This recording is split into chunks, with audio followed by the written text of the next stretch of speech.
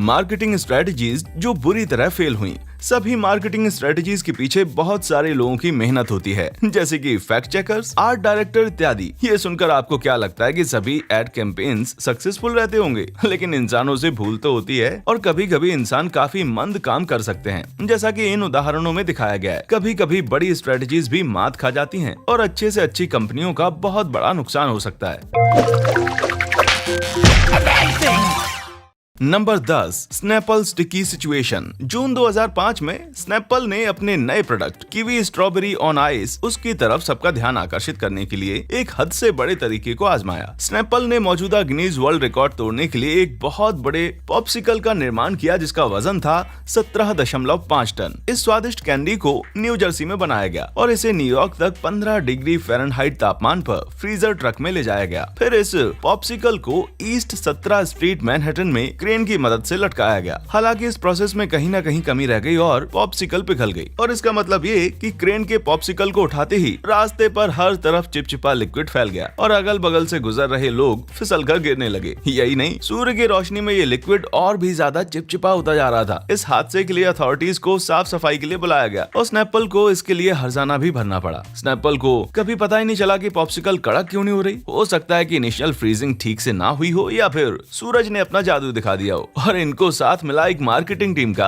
जिनके पास दिमाग से ज्यादा पैसे थे। Number 9, out with the olds mobile. 1988 में जनरल मोटर्स द्वारा निर्मित एक अमेरिकी कार ब्रांड ने अपने ओल्ड्स मोबाइल नाम में से ओल्ड को हटा दिया, ये प्रूव करने के लिए कि अब वे ज्यादा कूल हैं। ब्रांड की काया बदलना फायदेमंद होता है, लेकिन इसके लिए नए मार्केट को समझना भी उतना ही जरूरी है। दुर्भाग्यवश इस कंपनी ने स्लोगन चूज करने में भूल कर दी। स्लोगन का कहना था, ये आपके पिता की ओल्ड्स मोबाइल नहीं है। इसके साथ साथ कुछ युवाओं को एड में जिंगल्स गाता दर्शाया गया ताकि युवा पीढ़ी को आकर्षित किया जा सके, लेकिन उनका ये मिशन बुरी तरह से विफल रहा, क्योंकि कार में किसी भी तरह के चेंजेस नहीं किए गए थे। हालांकि युवा पीढ़ी तो आकर्षित नहीं हुई और जो लॉयल कस्टमर्स थे वे भी हाथ से गए, इस डर से कि जिस कार को आज तक इस्तेमाल करते आए हैं उसमें बहुत ज्यादा बदलाव लाए गए हैं और आने वाले दशकों में ओल्ड्स मोबाइल ट्रेंड से बाहर हो गई। क्या बात है, ओल्ड्स मोबाइल एक झटके में दोनों ही मार्केट को हाथ से गवा दिया। नंबर 8, फ्रीक्वेंट फ्लायर्स, यानी कि बार बार उड़ान लेने वाले। 1980 के दशक में एयरलाइनों को नए नियमों, कड़ी स्पर्धा और एयरलाइन व्यवसाय के बदलते चेहरे से कड़ी टक्कर मिली। लोगों का ध्यान आकर्षित करके प्रॉफिट बनाने के चक्कर में अमेरिकन एयरलाइंस ने अनलिमिटेड पास की घोषणा कर दी। इसमें सिर्फ $2.5 लाख में ट्रेवलर्स को जीवन भर के लिए फ्री ट्रेवलिंग का पास दे दिया। इससे पहले कि अमेरिकन एयरलाइंस को इस बात का एहसास होता,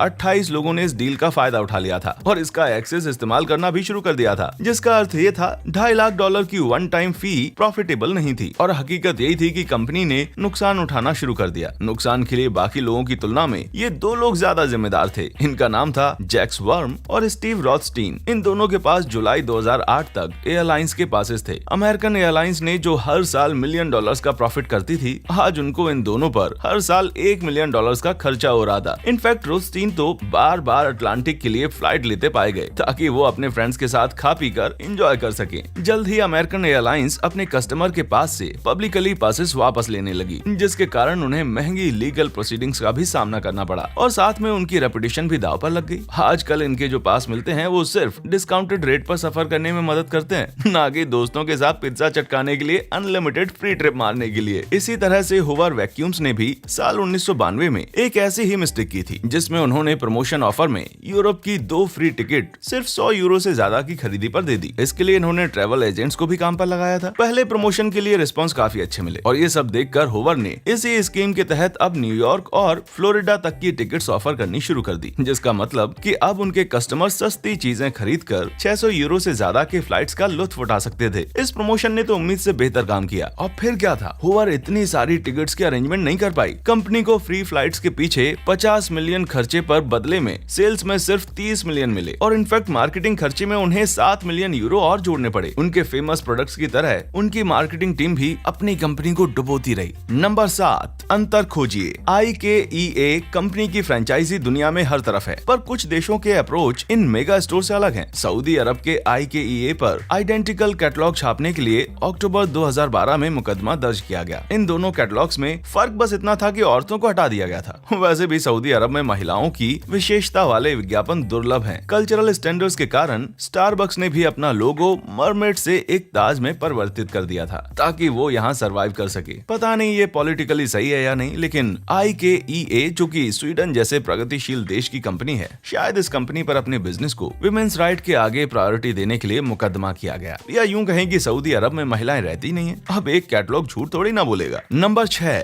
हथियारों का लोगों में वितरण। अमेरिका और कनाडा में बहुत सी जगहों पर ब्रास नकल्स को अवैध माना जाता है। इसकी जगह पर लोगों को पुराने ढंग से पंच करने के लिए प्रोत्साहित किया जाता है। शायद इलेक्ट्रॉनिक आर्ट्स ने साल 2009 का ये मेमो मिस कर दिया होगा, जब उनके गॉडफादर 2 वीडियो गेम के लिए उनके शिपमेंट पर उंगलियां उठाई गईं। ऑफ कोर्स इस पैकिंग में और कुछ नहीं बल्कि ब्रास नकल्स के शाइनी सेट्स थे, पर जब तक उन्हें एहसास होता कि उन्होंने क्राइम कमिट किया है और सारे नकल्स वे वापस मंगवाते, पब्लिक उनसे गुस्सा हो चुकी थी, खास करके भड़की हुई माताएं। बस फिर माताओं के मन में वीडियो गेम के प्रति धारणा बन गई कि वे हिंसात्मक होती हैं। सौभाग्य से EA पर किसी तरह का मुकदमा दर्ज नहीं किया गया, लेकिन EA यकीनन गेमिंग के फील्ड में डिजास्टर का गॉडफादर बन गया था। नंबर 5, स्मूथ पर एक्सप्लोसिव फ्लेवर के साथ। कभी कभी ट्रेजर हंट गेम खेलने में बहुत मजा आता है ना? जब आपको पता चले कि क्लूज अज्ञात जगहों पर ब्रीफ केसेस में छिपे हैं, तब अथॉरिटीज कुछ ज्यादा ही सीरियस हो जाते हैं। साल 2014 में कोर्स लाइट कनाडा ने टोरंटो में स्कैवेंजर हंट ऑर्गेनाइज किया था, जिसका नाम था सर्च एंड रेस्क्यू। इस मजेदार fun in the sun theme hunt game, जिसे पब्लिसिटी स्टंट के लिए खेला जा रहा था, तकरीबन 880 सूटकेसेस में छिपाया गया था और क्लूज हर रोज ट्विटर पर मैप में अपलोड किया करते थे। ये हंट गेम काफी अच्छे से खेली जा रही थी तब तक जब तक एक बॉम्ब स्क्वाड वालों को इस सूटकेस पर ध्यान नहीं पड़ा था। इस सूटकेस के रंग रूप को लेकर उन्हें शंका हुई, जिसके कारण सैकड़ों लोगों को परेशानी हुई और वो आक्रोशित हो गए। इसके लिए कोर्स लाइट कनाडा ने एक सार्वजनिक माफी जारी की, लेकिन कई कैनेडियंस को तकलीफ पहुंची और उन्होंने ब्रांड को त्याग दिया। नंबर 4, माइल्ड रिफ्रेशमेंट एक बुरे स्वाद के साथ। 1971 में कोक ने दुनिया को प्रेम और सद्भाव के साथ गाना गाकर एकजुट किया। सभी एकजुट हुए, गाना गाया, यूनिटी और एकजुटता की भावना को प्रदर्शित किया। साल 2017 में भी पेप्सी ने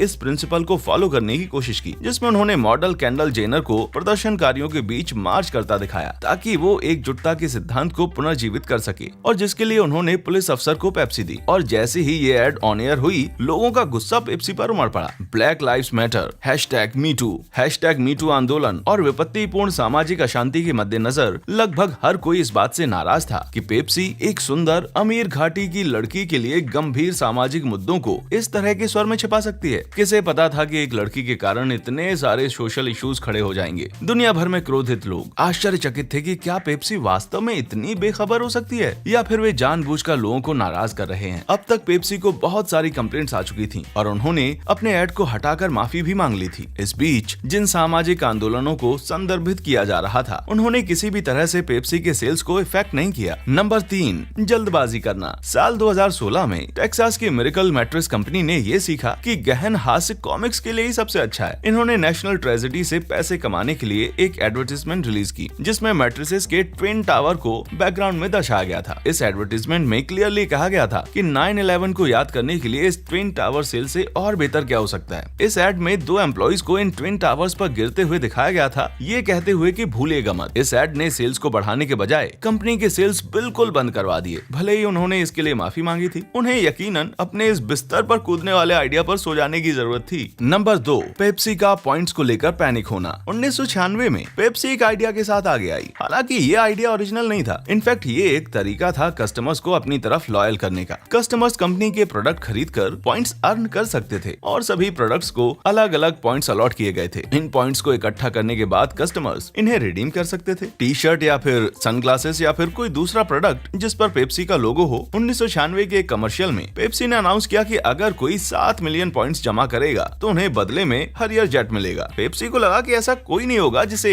एक हरियर जेट चाहिए होगा, ना ही कोई इतने सारे पॉइंट्स कलेक्ट करेगा। आपने सही समझा। इस 21 वर्षीय युवा जॉन लियोनार्ड ने पेप्सी के इस ऑफर को आजमाना चाहा। एक बोतल में सिर्फ 1 पॉइंट ही मिलता था, तो ऐसा पॉसिबल था कि वो इतनी सारी बॉटल्स खरीद ले, पर इसके लिए उसे अपनी जेब से कुछ मिलियन डॉलर्स ढीले करने पड़ते। और तो और इतनी पेप्सी पीकर भी कोई डायबिटिक हो सकता था। इस लड़के ने ये डिस्कवर किया कि पेप्सी सिर्फ 10 सेंट्स में भी खरीदी जा सकती है और फाइटर जेट पाने का ये सबसे आसान तरीका था। लियोनार्ड ने इसे बेचने के भी प्लान्स बना रखे थे, क्योंकि इसकी कीमत कुछ मिलियन डॉलर्स तो थी और ये बात कोका कोला के लिए अंतिम खेल साबित हो सकता था। लियोनार्ड ने पेप्सी को 15 पॉइंट के लेबल सेंड किए और साथ ही एक $7,000 का चेक पेप्सी हेडक्वार्टर को भेजा हरियर जेट के लिए। पर पेप्सी ने इस ऑफर के लिए साफ इनकार कर दिया और कहा कि ये एड सिर्फ एक मजाक था और कुछ भी नहीं। पर बात कटघरे तक पहुंची और कानून ने भी पेप्सी का साथ देते हुए कहा कि कोई भी उद्देश्यपूर्ण व्यक्ति ये निष्कर्ष नहीं निकाल सकता था कि कमर्शियल कमर्शियल एक्चुअली में कस्टमर्स को एक हैरियर जेट की पेशकश करता है। यही नहीं, पेप्सी ने प्रोटेक्टिव मेजर के तौर पर अपनी एड को भी बदला, जिसमें जेट को पाने के लिए अब 700 मिलियन पॉइंट्स की जरूरत थी। इस बड़े ब्लंडर को रिवील करने से पहले मैं आपको बता दूं कि ऐसे बहुत से इंसिडेंट्स होते हैं जिसमें लोग अपना मुंह छुपाना चाहते हैं और इन्हें मेंशन करना तो बनता है। सबसे पहले वे क्या सोच रहे थे का एक उत्कृष्ट मामला है। जी हाँ, मैं मार्क जुकरबर्ग के प्लूटो रिको के 2017 में विनाशकारी तूफान के बाद के आभासी वास्तविकता दौरे के बारे में बात कर रहा हूँ। इस गिमिक का उद्देश्य फेसबुक के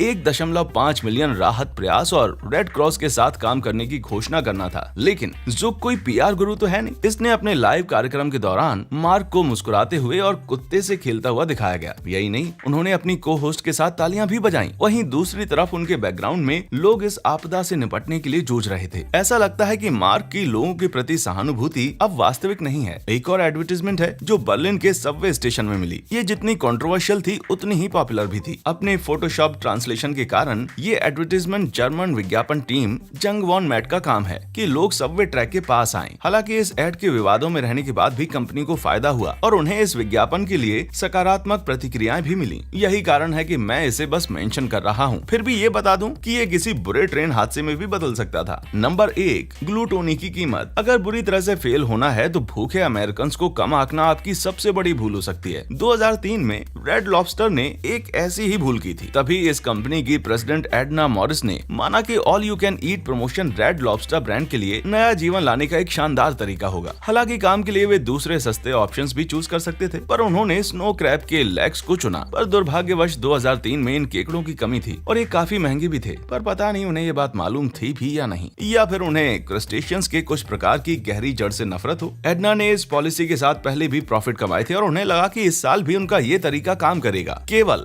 $22.99 की कीमत पर ग्राहक इन क्रैब्स का लुत्फ उठा सकते थे। पर अफसोस, एडना को इस बार ये एहसास नहीं हुआ कि उन्हें कितना बड़ा लॉस होने वाला था। एक एवरेज कस्टमर एक बार में आराम से 2 डजन क्रैब की टांगे खा सकता है, जिसका मतलब उनकी कैलकुलेशन कहीं ना कहीं मात खा रही थी। इन क्रैब लेग्स को खाना काफी टाइम कंज्यूमिंग था। इसका मतलब रेस्टोरेंट ज्यादा देर तक अटके रहते थे। इस खबर को फैलते देर नहीं लगी और रेड लॉबस्टर के मालिक डार्डन के शेयर की कीमत 12% तक लुढ़क गई और साथ में स्नो क्रैब के दाम तो आसमान छू ही रहे थे। कुल मिलाकर ये प्रमोशन तो वाकई में एक बुरी बला थी। एडना जो कि इसकी जनक थी, उसे तो बेकारी के गहरे समंदर में गोता लगाने के लिए फेंक दिया गया। और वहीं रेड लॉबस्टर शायद मछलियों के बीच सोने ही वाला था। क्या इन ब्लंडर्स को देखकर आपका सिर चकरा रहा है या आपको भी ऐसी किसी मार्केटिंग गलती का सामना करना पड़ा है? हमें कमेंट सेक्शन में जरूर बताइएगा। देखने के लिए शुक्रिया।